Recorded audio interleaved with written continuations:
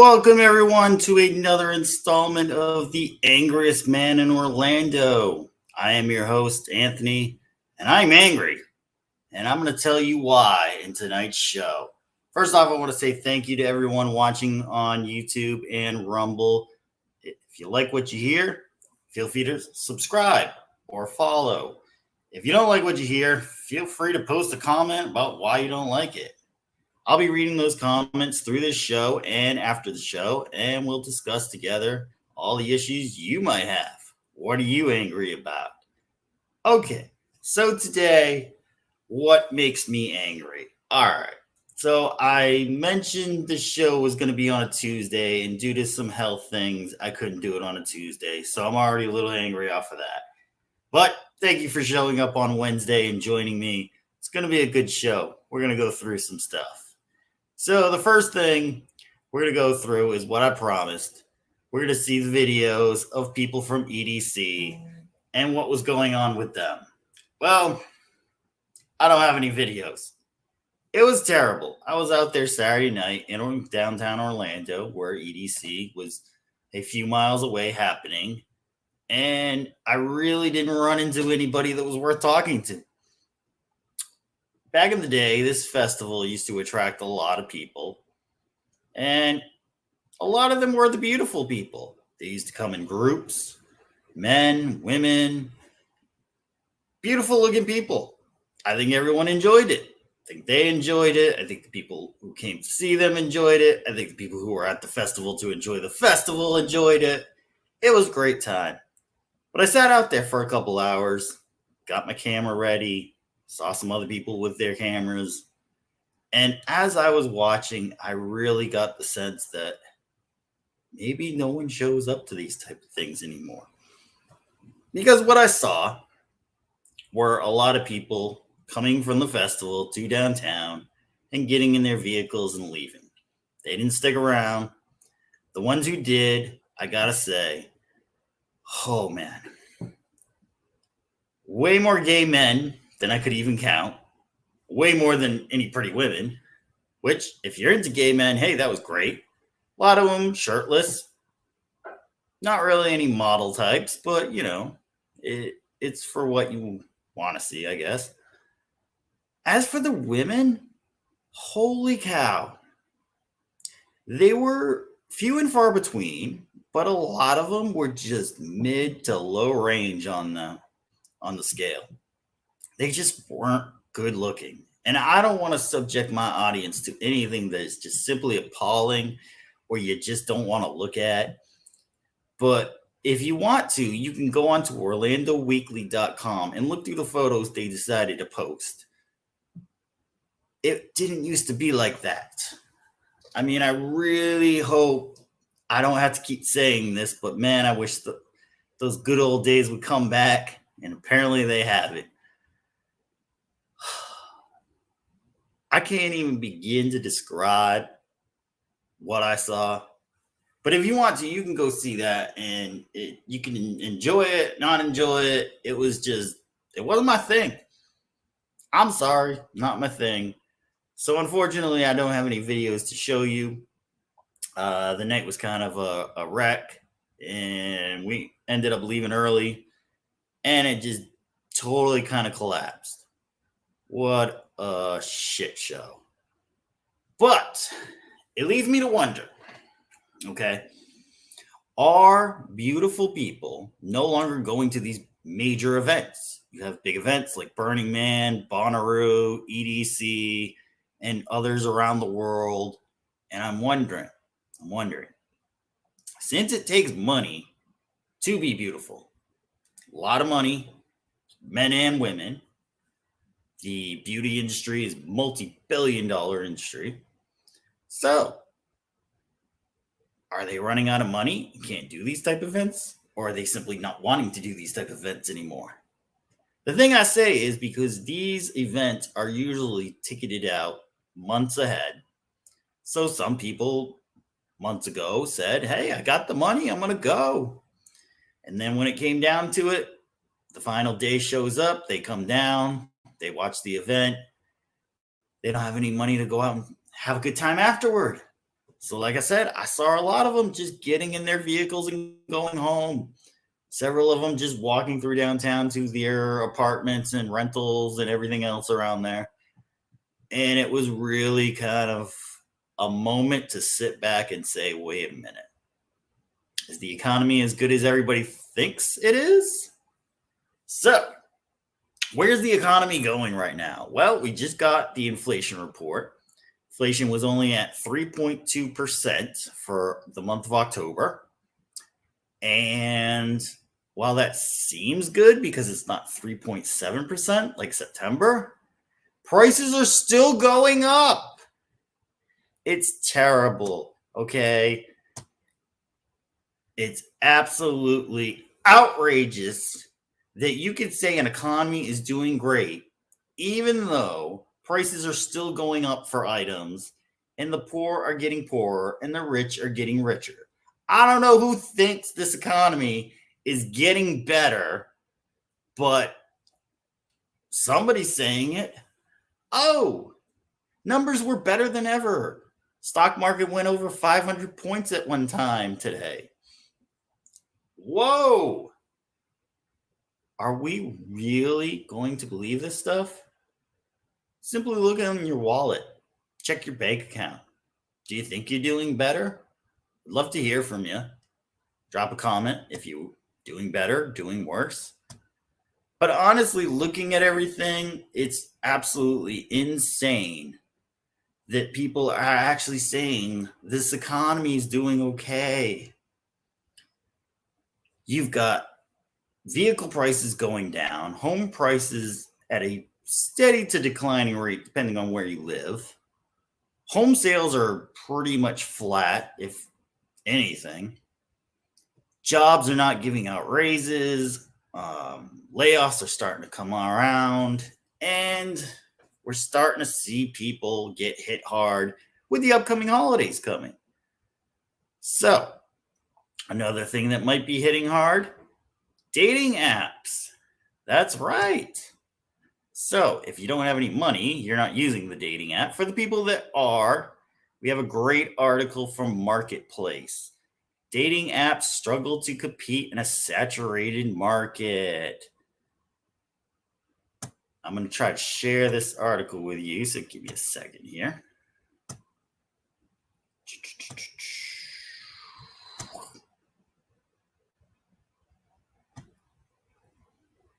All right. So I'm going to go down a little and I'll start reading. The dating app business isn't doing so well these days. Take Bumble, for example. Stock price started at $70 a share when it went public in early 2021. Now it's around $14 a share. The company recently announced it's getting a new CEO. More generally, surveys show that Gen Z is less interested in app dating altogether. And it begins a story about somebody who started joining it, found a guy on Bumble, then found him on Hinge, which is another top site out there, and was getting different reactions from the same type of guy. And it goes on to name some of the most popular ones. There's Bumble, there's Hinge, there's Tinder, Coffee Meets Bagel, Plenty of Fish, Zeus, OK Cupid, and actually quite a bit of these are owned by the Match company. They're actually an enterprise that runs about 5 or 6 of these dating apps out here. And you can read the rest of the article from there. And what's funny is I've actually been on a few of these sites in the last couple months, and I don't think it's the dating apps themselves. I think it's the people using the dating apps. Okay? We came out of COVID and there was a surge for people to start reintroducing themselves into society and trying to get back into the world and fit into the world and what they could do with it. And their social skills had deteriorated quite a bit due to just absence of using them. And they're having a hard time getting back into it. Now, as you can hear, I'm talking on a podcast.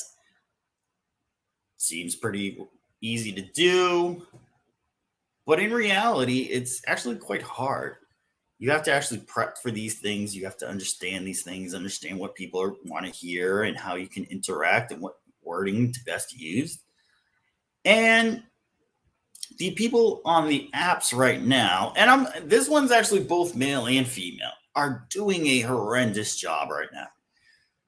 They don't know how to socialize. They don't know how to interact. And because you're not in front of somebody and you're looking through a screen, much like you and I are, you don't know how to read the person. Some people may think I'm incredibly angry right now. Others may think I'm incredibly funny right now. So you have to kind of take it based on how you've heard things in the past said the same way.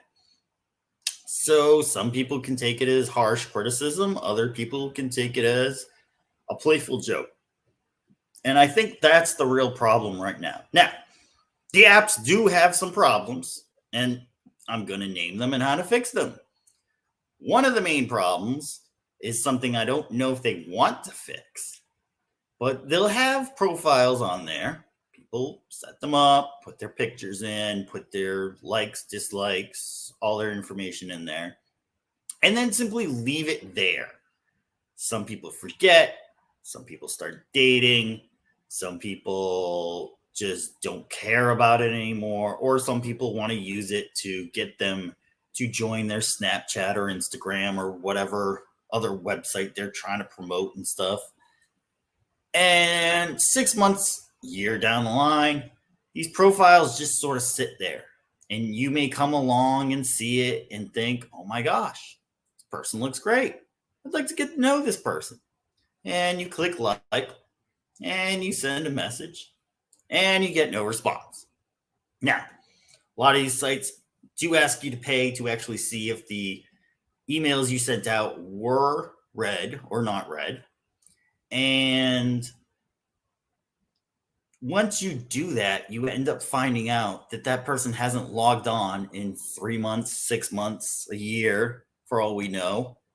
And those people have just simply vanished. You're never going to meet that person. You're never going to know who they are. You're never going to get a response to your email. And you would not believe how much that happens. It is unfreaking believable. It is just absolutely insane to be dealing with it, because you really wonder, am I ever going to meet somebody on this thing? Like, it's crazy.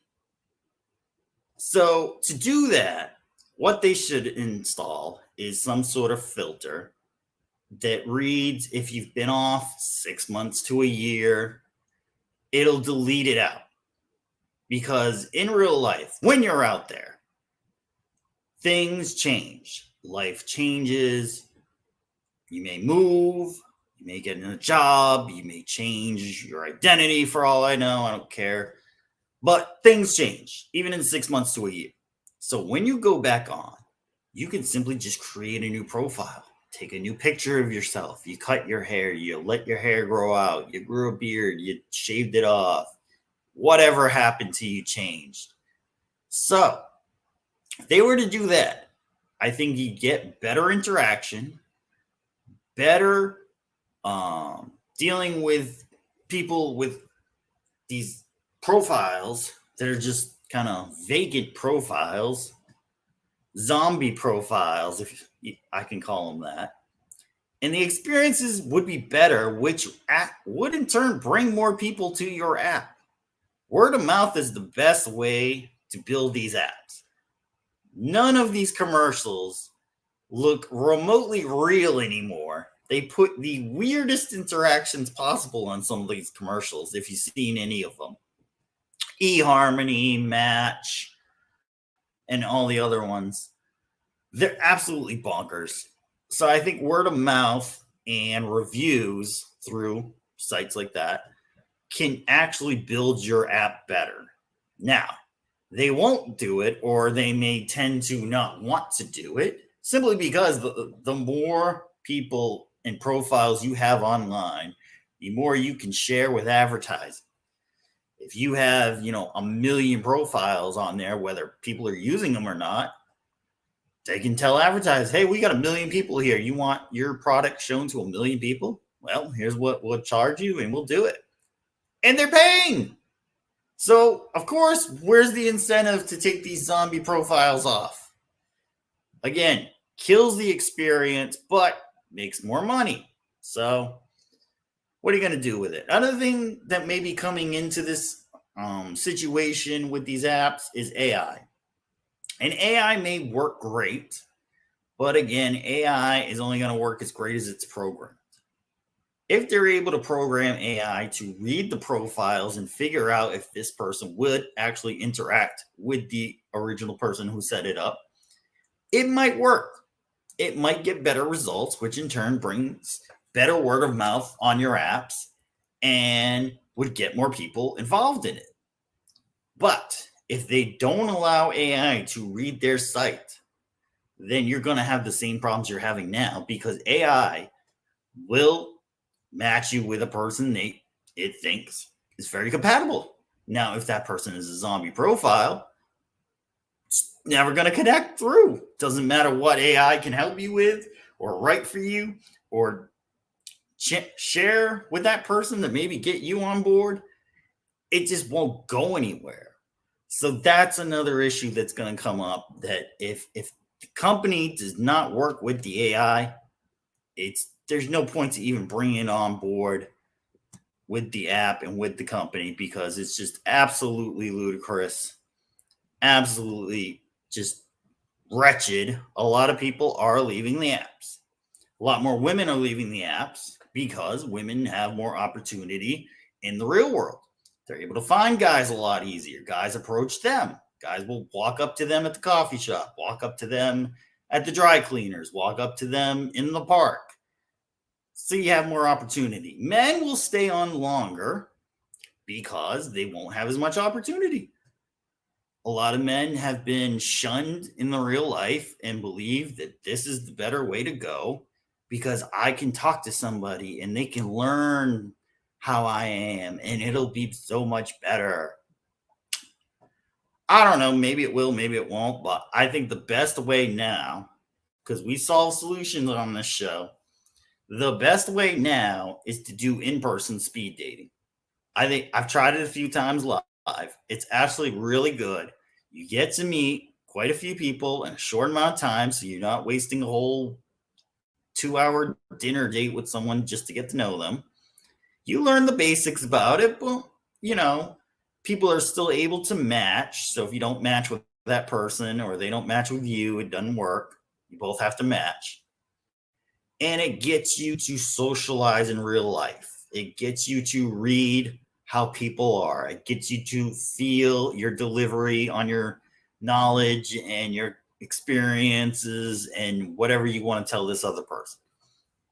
So I think it would be exceptionally well to start building these social, in real life dating type scenarios, speed dating, whatever you want to call it.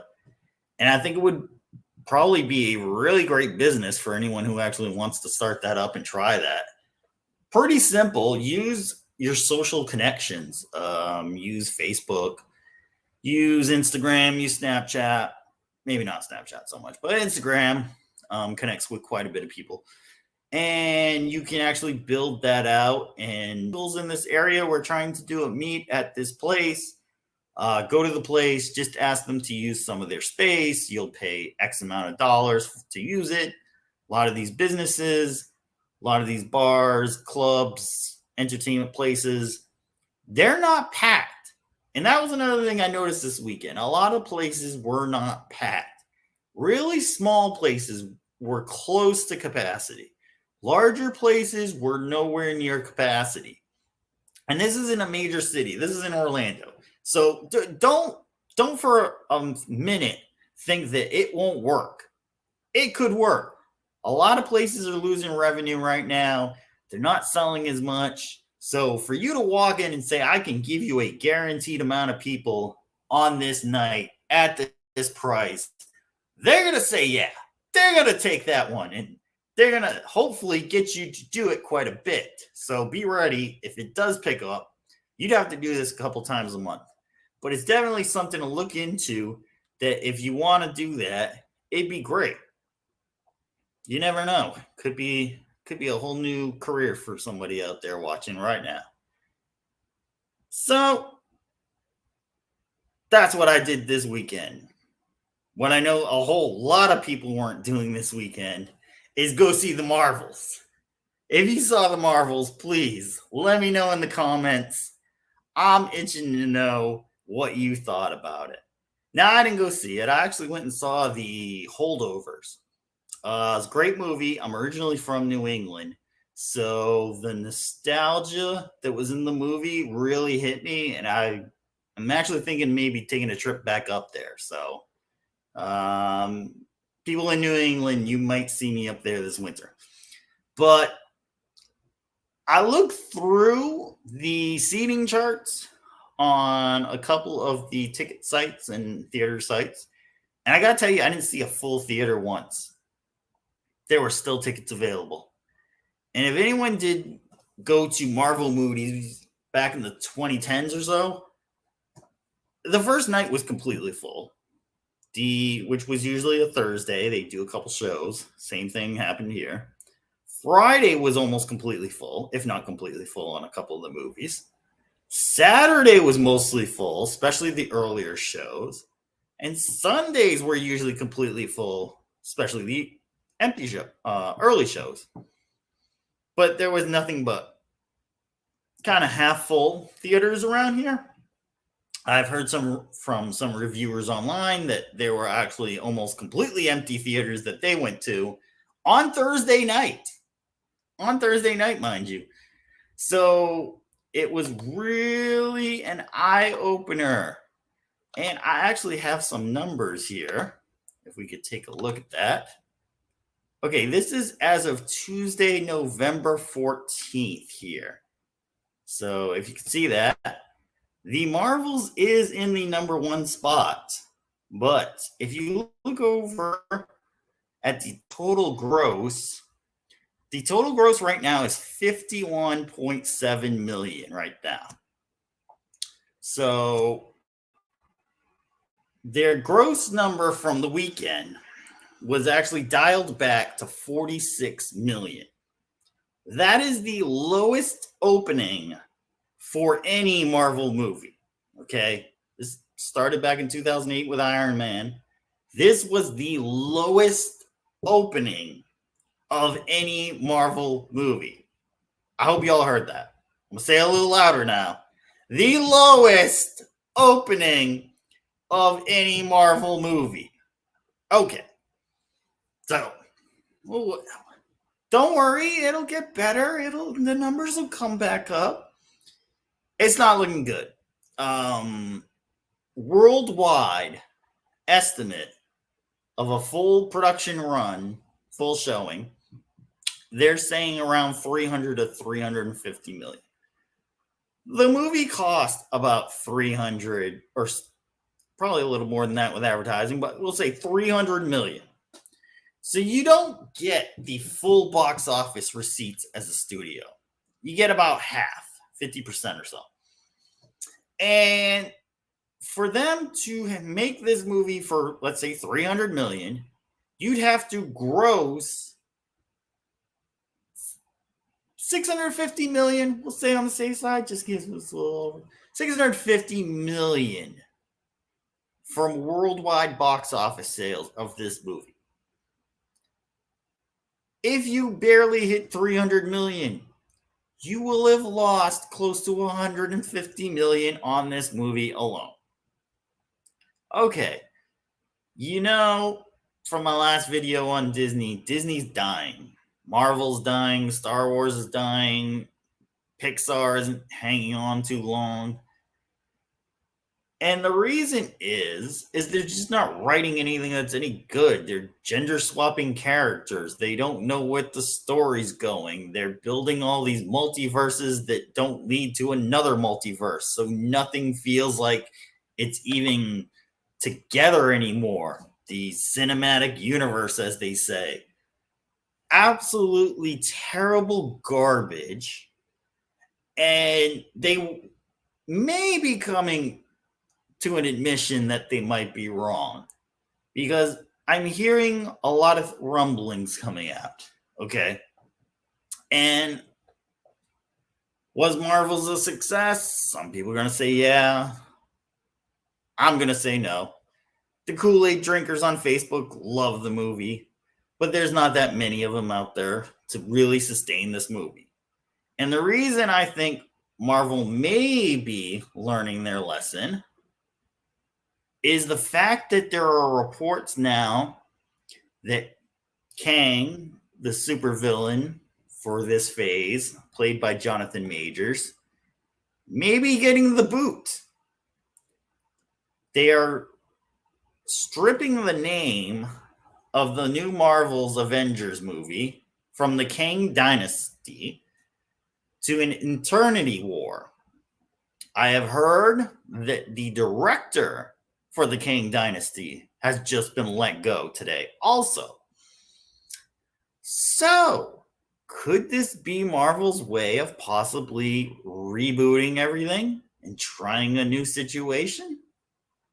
It's going to take a couple of years to see, because you can't simply just shut everything down, restart it back up, and everything changes and there's a whole new way to do stuff. They still have another series coming out on D+, which is going to be terrible anyway. They tried to can it. They couldn't can it due to contractual obligations with everything.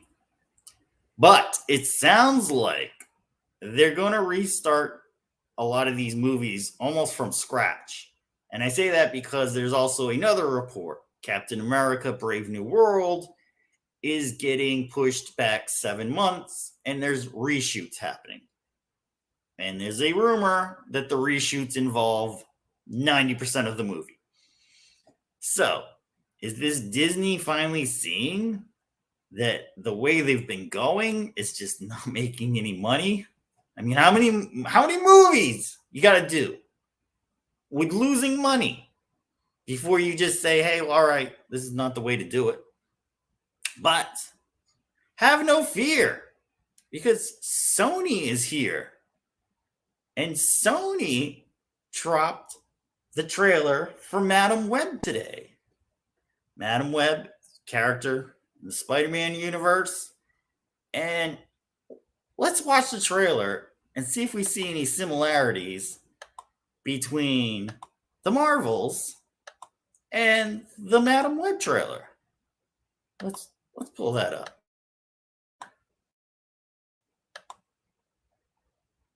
What do you want from me? Why do you keep it from me? Why do you... Hey, come on. Get your stuff. Let's go.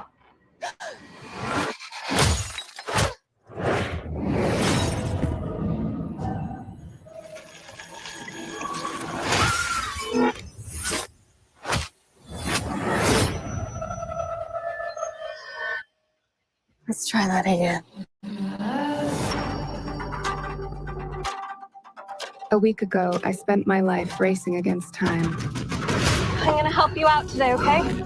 Trying to save people who were running out of it. Jackie! Until one moment changed everything. Come on! Welcome back to the land of the living. I don't understand what's happening. I've been having visions. I knew he was gonna die. I think I'm seeing the future. New York City is a whole new level of crazy these days. What do you want from me?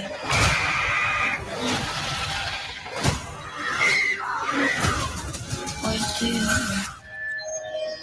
New York City is a whole new level of crazy these days. This is an emergency. Get off the train. That man's trying to kill you. What? Who are you? What is going on? I can see the future. Oh, what the hell? She didn't see that coming? That's not how it works. I've seen that man before. So who is he? Ezekiel Sims. He was in the Amazon with my mom when she was researching spiders right before she died. Wait, I recognize you. You live in my building. You're the paramedic. Yeah, you almost ran me over. You don't think this is weird? How we're all connected? It's honestly like the least weird thing that's happened all day. What do you want from me? I have no idea what those girls are called. Why don't you want from me? I think he can see into the future. What are you want from me? He's trying to change what happens. Julia, get down! Why aren't you scared of me? Why do you care for me? Your future was almost so different. Where do we go? If you want to live, you have to trust me. Get ready. Now!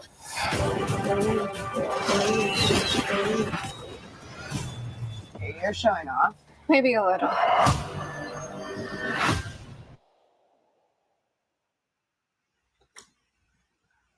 Okay, did you get all that? All right, here's what I saw. Okay. Girl finds other girls, finds evil man, battles evil man, because men are just terrible. And then girls win. Oh, God. All right. Did anybody see any similarities between Marvel and the Marvels? One, girl team fighting evil that's going to destroy the future or the world. At least Sony put in a male villain. I guess that's kind of a bit better. But let's take a minute. And if no one knows who Madam Web is, I'm going to give you the version that I saw in the 90s Spider-Man cartoon. It's one of the, I guess, better versions. It was, I believe, similar to the comic book versions from what I saw. I didn't read it, so I don't have a full grasp on it. But okay, Madam Web is an all-seeing, all-powerful being. She's gone from dimension to dimension to dimension, so she knows all the information that's out there. And she can see into the future, yes. How is it a 20-something girl from New York who's an EMT falls in the East River and becomes psychic and can tell the future? I'm sorry, were all the toxins radioactive in the East River and just magically changed her into this super character that is supposed to be quite a big part of the Spider-Man universe? Really? You really? Like, this is what we're writing now. Like, this is just absolute dog shit. It's the same dog shit that Disney was doing. And you see the returns. 53 million in 5 days. Barely a scratch. Does Sony really think they're going to do any better with this? I mean, if anything, when you saw The Weekend return, you don't drop the trailer on Wednesday. You hold back a little and say, okay, they didn't do too well. Maybe we have to go back and reshoot this a little and change a thing or two. I don't know. Maybe that would be it. Maybe that would be the way to do it. No, they said, nah, screw it. We got this. Don't worry, we're Sony. We're not Disney. And they dropped it anyway. I can tell you right now, this movie will be on track with the Marvels. Nobody's going to want to go see it. Doesn't really even make sense at this point unless you know Spider-Man stories through cartoons or through the comic books. Nobody has a clue who she is, what she's doing, or what it is that she's supposed to be doing in the universe. So, good luck. Don't buy if you do own any Sony stock, I'd sell tomorrow. Honestly, I would get out of there. Don't buy it. It's gonna tank, much like Disney stock's been tanking. There's several people now on the board who want to take over and change the way that Disney's going. And again, let me reiterate this. I'm not a Disney hater. I don't hate them. I just don't like the way they're doing stuff. And I worked for them. And I saw what all the great magic was that was Disney. And I saw how terribly crappy they can run that place too. So that's why I come out and speak out on these type of issues. And I'm a little more passionate on this than probably the other issues we've been doing tonight. But this is why I do this show. Another reason I do this show is because I have an answer to this. We have a way to solve the problem here. How do we solve that problem? Okay, so you've got these characters here. Captain Marvel, Miss Marvel, Lady Thor. What else is out there? These new figures that are going to become this new Young Avengers team. Okay, take the Young Avengers team, build them. Go with it. What you do is you bring out a new villain, someone really powerful. You need really powerful. You can maybe do Doctor Doom, maybe. Galactus, powerful. Send Silver Surfer. Have them lose the battle. Okay? Then you have all these multiverses out here. Multiverse here, multiverse there. Who knows what's going on in any one of them. Reboot your characters. Don't bring back the ones that are already dead. You bring back a dead character, it doesn't make any point to why they died in the first place. So you reboot it. You bring in some new characters who are very similar to who you had. Iron Man, Tony Stark. Captain America, Steve Rogers. If Thor, Chris Hemsworth wants to come back, bring him back. He's still viable in a way. And you have them save the smaller, younger Avengers crew. That's how you bring it back. It's the best way to not make your freaking company look like they're complete shit. Is to team up. I know the comic book people are not going to like it as much, but it starts to kind of fix some of what was going wrong because it builds a story. Okay, hey, you had the team, you thought it was really great, they're not so great. Now comes in the original, saves the day. Hey, we're back on track and we sound a little bit better. Sounds like a good idea to me. Will it sell? It'll sell a hell of a lot better than what you got now. And last time I checked, Bob Iger said Disney's a company that wants to make money. Well, if you want to make money, you don't make dog shit. You make something that people actually want to go see. Okay? People want to go to movies to escape reality. You don't want to go to a movie and hear the same crap you're hearing everywhere else in the world. It don't work like that. People want to go. They want to see something different. They want to go to a different time, different place. They want to interact with different characters. They don't want to see the same stuff in reality. So don't give them reality. Give them a fanciful story. Give them something that they're going to watch and want to like. And that's how you sell it. It's not freaking hard. It's not freaking hard at all, man. Come on. You want? Give me the reins. I'll write it. I'll deliver the best that I can.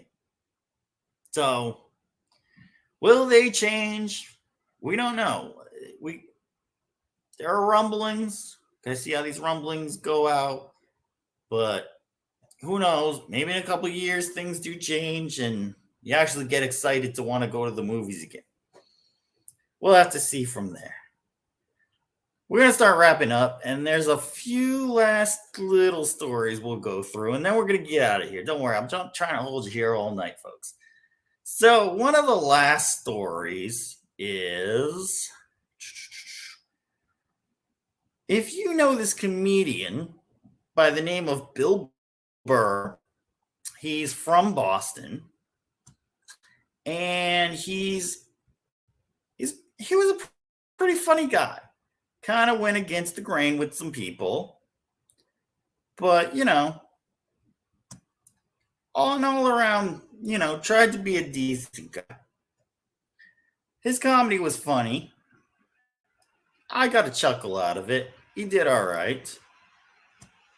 So it was UFC this weekend, and he's there. And if you want, pause the video, go see some of his comedy routine, and then come back and watch the rest of this video, and we'll go from there. So he's there at UFC, and another big name shows up. That big name was Donald Trump. Donald Trump shows up. He gets escorted to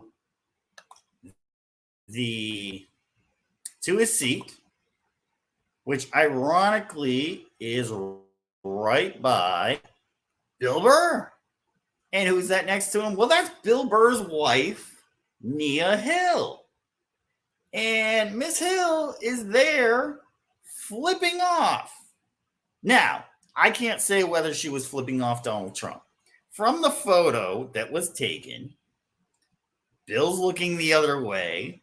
Kind of looks like he's trying not to, I kind of know what my wife is doing, but I'm not going to look over. And it would seem she might be flipping off Donald Trump. Now, possibility. She knew the camera was going to be there. She didn't want a photo taken of her, so she flips off the camera guy. Possibility. But with the way Bill Burr is looking away like that, it really kind of makes you wonder if he knew she was going to do it. So, we'll leave that picture up for a few more seconds. Here's my question. He's a comedian. He calls out all the BS that's going on in the woke world right now. Had a movie on Netflix called Old Dads. I sat and watched some of it, and I gotta tell you, it wasn't the greatest. If you've watched his comedy routine, then you kind of know what the movie's about. But it's his comedy routine with the people that he's making fun of there. They're there in real life, in the world he's in. So it's not as funny when you have to see them trying to interact. I personally gave it a thumbs down on Netflix. I didn't think it was that great of a movie. So my question is Bill Burr's career over? Do you think that if this was his wife coming out and flipping off Donald Trump, does that really put his audience in a kind of perplexed position of, do I support this guy now? Because his audience, who I would say is unwoke, leaning right, if not uber right, would 100% support Donald Trump. So the comedian you love, his wife is over here flipping him off. So it'll be interesting to see, and I'm surprised more people haven't called him out on it, but it'll be interesting to see because I've not heard any response to this. And I tried looking, and there's nothing under Bill Burr, there's nothing under Nia Hill explaining, well, I just didn't like the photo, so I flipped the camera guy off. Haven't heard anything like that.